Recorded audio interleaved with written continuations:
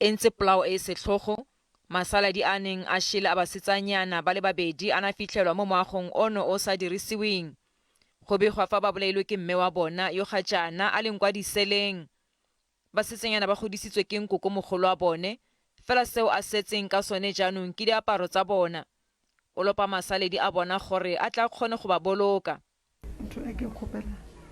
She says she's asking that they release the remains so that she can bury them because she's not well and she doesn't have peace about this.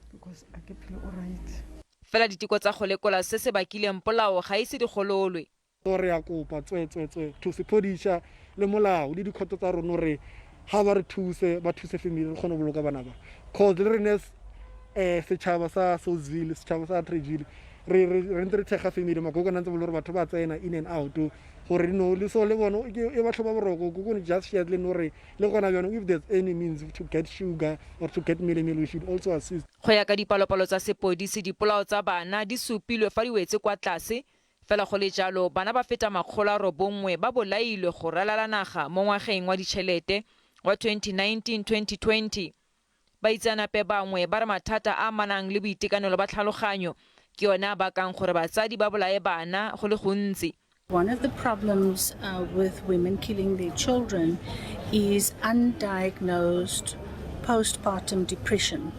That's a depression that sets in after a woman has given birth, and it can be very, very deeply rooted, especially if it goes untreated.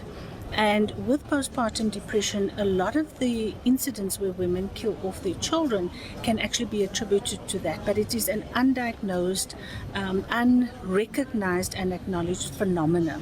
Mme wa basetsanyana bao o tle go tlhagelela gape kwa kgotlatshekelo mo kgweding e tlang e tlhola malatsi a 14.